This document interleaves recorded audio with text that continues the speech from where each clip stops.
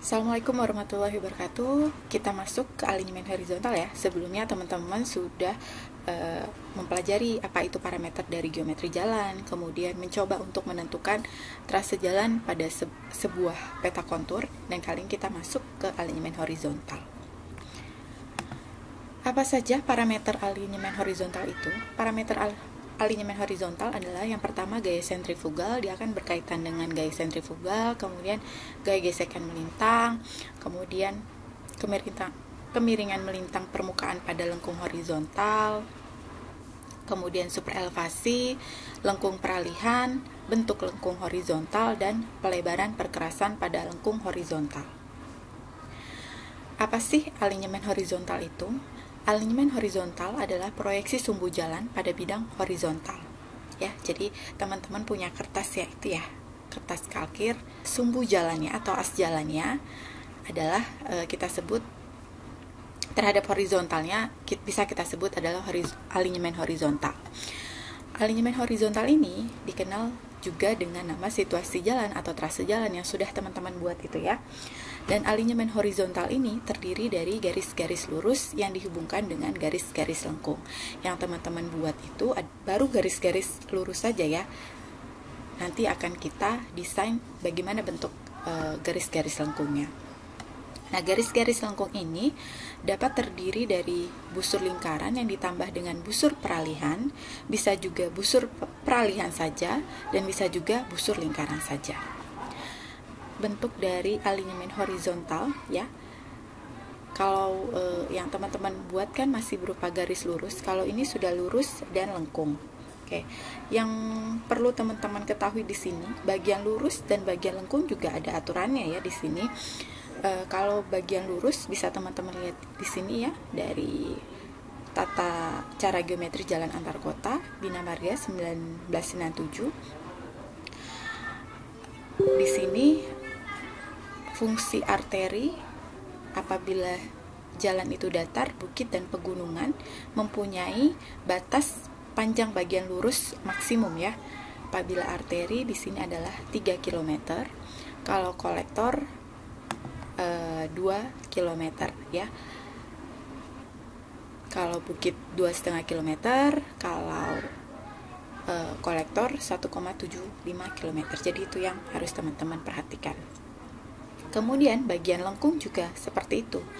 Ketika kita merencanakan suatu kecepatan rata-rata, misalnya di 120 km, maka dia punya radius minimumnya yaitu 600 meter ya. Kemudian apabila dia tanpa lengkung peralihan, maka jari-jari minimumnya adalah 2500 meter. Dan jika dia tanpa super elevasi, maka jari-jari minimumnya adalah 5 km. Oke, yang pertama kita bahas mengenai gaya sentrifugal ya. Apa sih gaya sentrifugal? Gaya sentrifugal ini adalah gaya yang mendorong kendaraan secara radial keluar dari lajur jalannya ya. Jadi apabila suatu kendaraan bergerak dengan suatu kecepatan yang tetap pada bidang datar atau miring dengan lintasan yang berbentuk suatu lengkung ya, seperti ini ya, lengkung seperti lingkaran, maka kendaraan tersebut bekerja pada kecepatan V dan gaya sentrifugal F ya. Gaya ini ya, dia mendorong keluar, dan ini yang menimbulkan rasa tidak nyaman pada pengemudi ya. Kalau teman-teman mengemudikan kendaraan melewati suatu lengkung ya, pasti ada gaya yang mendorong teman-teman untuk terpental keluar ya, terpental keluar. Maka itu disebut gaya sentrifugal. Dan kendaraan yang melewati busur lingkaran ini, artinya lengkung itu, kendaraan yang melewati jalan lengkung itu akan mendapatkan gaya sentrifugal ke arah sana ya. Ini ya, gaya sentrifugalnya ke arah luar. Jadi gaya mendorong kendaraan keluar jalur. Nah, untuk dapat mempertahankan kendaraan tersebut pada sumbu lajur jalannya, maka perlu adanya gaya yang mengimbangi gaya tersebut sehingga terjadi suatu keseimbangan ya. Gaya-gaya yang mengimbangi gaya sentrifugal ini ada dua. Dapat berasal dari gaya gesekan melintang antara ban dan permukaan jalan, Yang kedua adalah komponen berat kendaraan akibat kemiringan melintang permukaan jalan. Ini rumus ya, dimana gaya sentrifugal ini kan rumus ini ya, fisika ya, adalah massa dikali kecepatan. Jadi semakin besar percepatannya akan semakin besar pula gaya sentrifugal yang terjadi. Begitu pula dengan semakin berat massa akan semakin besar pula gaya sentrifugalnya. Kemudian ini hanya turunan ya. Apabila percepatannya merupakan rumus dari V kuadrat per R, maka ditulis seperti ini. G V kuadrat per G R. G adalah berat kendaraan, V adalah kecepatan, G kecil ini adalah gaya gravitasi, dan R besar adalah jari-jari lengkung lintasan. Oke, saya ingin teman-teman memikirkan sejenak ya, apa sih gaya-gaya yang dapat mengurangi gaya sentrifugal ini. Gaya-gayanya adalah gesekan ya. Jadi semakin besar gesekannya, maka ini ya, kalau kita melewati suatu jalan ini ya, maka kendaraan cenderung akan terdorong ke arah sana ya, padahal lajurnya kan sebelah sini. Oke. Untuk itu kita harus memikirkan koefisien gesek antara ban dan dengan permukaan jalan. Oke. Kemudian kalau kita bisa lihat ya, di sini gravitasi ya, gravitasi. Jadi istilahnya semakin besar gravitasi dan semakin besar jari-jari lengkung lintasan, maka dia akan mengurangi gaya sentrifugal ya. Kayak itu sebagai notit kita ya. Kita lihat. Kemudian sebelum kita masuk lebih dalam lagi, kita lihat dulu korelasi antara koefisien gesek melintang maksimum dan kecepatan rencana. Ini adalah tabel koefisien hubungan korelasi koefisien gesek dengan kecepatan menurut Traffic Engineering Handbook tahun 92 ya. Di sini ada beberapa peneliti termasuk Mayer, Arizona, kemudian IHRB dan sebagainya. Dari gambar tersebut menunjukkan besarnya koefisien gesekan melintang jalan yang diperoleh oleh beberapa peneliti. Perbedaan nilai yang diperoleh untuk satu nilai kecepatan dapat disebabkan oleh yang pertama adalah perbedaan kekasaran permukaan jalan. Ini kaitannya gesekan antara ban dan permukaan jalan ya. Jadi perbedaan kekasaran, kemudian cuacanya, dan kondisi serta jenis ban. Nilai koefisien gesekan melintang yang dipergunakan untuk perencanaan haruslah merupakan nilai yang telah mempertimbangkan faktor keamanan pengemudi, sehingga bukanlah merupakan nilai maksimum yang terjadi. Untuk kecepatan rendah diperoleh koefisien gesekan melintang yang tinggi, dan untuk kecepatan tinggi diperoleh koefisien gesekan melintang yang rendah.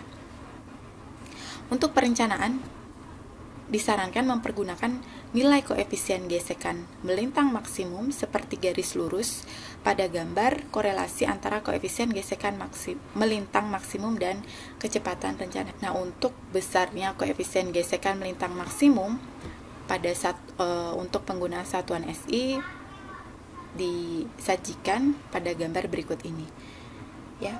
Dengan kecepatan yang kurang dari 80, maka berlaku F min 0,0065 V ini ya, ini kurang dari 80, yang ini tambah 0,192, sedangkan untuk kecepatan antara 80 hingga 112 adalah min 0,00125 V tambah 0,24. Jadi kita biasanya memakai ini.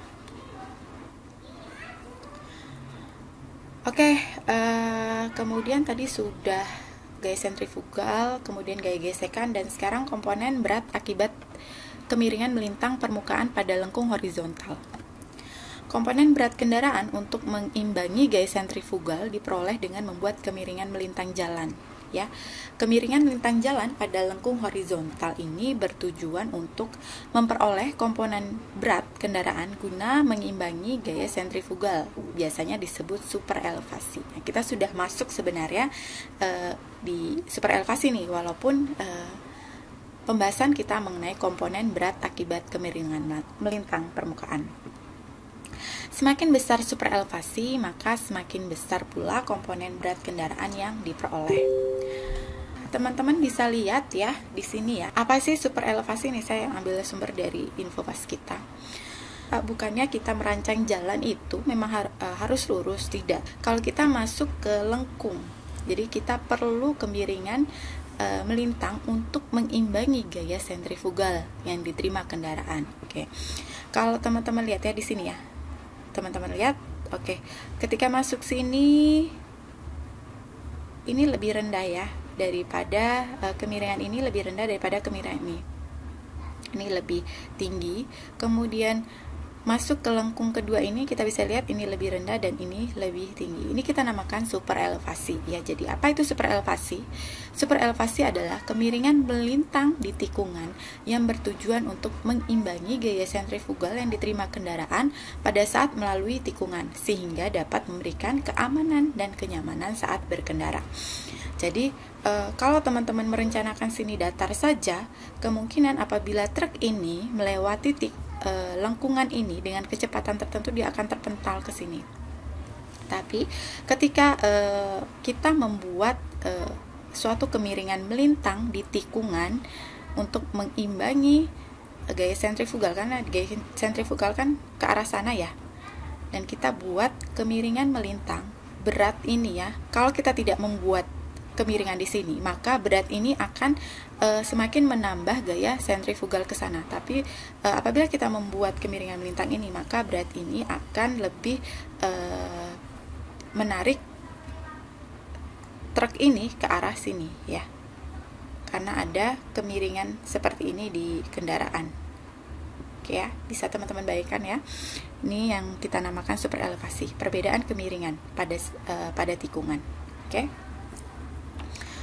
Oke, kita masuk ke super elevasi, teman-teman. Ini adalah contoh super elevasi pada lengkung spiral, circle, spiral ya. Oke, teman-teman bisa lihat pada titik ini ya, SLE ini masih masuk ke kemiringan melintang normal ya. Bentuk jalan kan punya kemiringan normalnya ya, agar apabila terjadi hujan, air dapat masuk ke drainasenya. Kemudian masuk ke spiralnya, dari tangan ke spiral, maka kemiringan melintang ini akan datar. Oke, sudah mulai naik ya. Sebelah sini sudah mulai naik. Oke. Kemudian masuk ke busur lingkaran, dari spiral ke circle SC ini sudah masuk super elevasi ya, super elevasi sempurna. Dari sini ke sini. Oke, terjadi kemiringan. Oke, jadi yang tadinya seperti ini, kemudian dia bertahap ya, kemudian seperti ini. Oke, kemudian dari spiral ke tangan, tangan itu adalah bagian lurus ya, spiral itu bagian lengkungannya. Mulai bertahap lagi, sebelah sini datar dan sebelah sini kemiringan normal, hingga sampai ke bagian tangan, dia akan balik lagi ke normal. Ya, ke kemiringan normal. Oke. Jadi yang perlu teman-teman ketahui, pada saat di tikungan tidak serta-merta langsung ada kemiringan ya. Jadi dia bertahap, ada jaraknya. Jadi ini yang akan kita hitung. Oke.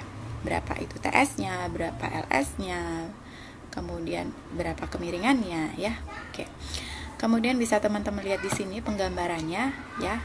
Saya kasih contoh diagram super elevasi dengan sumbu jalan sebagai sumbu putarnya ya. Masuk ke sini, ini masih ke kemiringan normal, kemudian masuk ke TS ini ya, TS ya, dia datar, masuk ke TS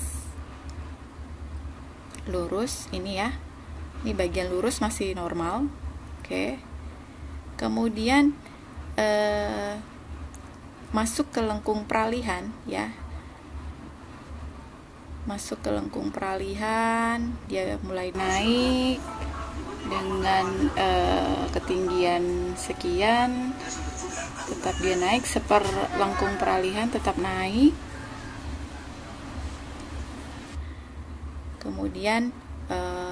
Kemudian masuk ke super elevasi ini ya. Dia mulai naik, semakin naik.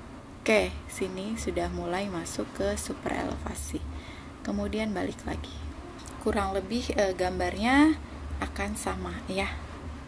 Ini kalau ini adalah diagram super elevasi dengan sumbu jalan sebagai sumbu putar. Kemudian ini adalah tepi dalam perkerasan sebagai sumbu putar, dan ini adalah tepi luar perkerasan sebagai sumbu putar. Oke, tapi kurang lebih penggambarannya, konsepnya, prinsipnya sama. Super elevasi maksimum yang dapat dipergunakan pada suatu jalan raya dibatasi oleh beberapa keadaan, yaitu yang pertama adalah cuaca. Apakah keadaannya sering turun hujan, berkabut? Nah, di daerah yang memiliki 4 musim, super elevasi maksimum yang dipilih dipengaruhi juga oleh sering dan banyaknya salju yang turun.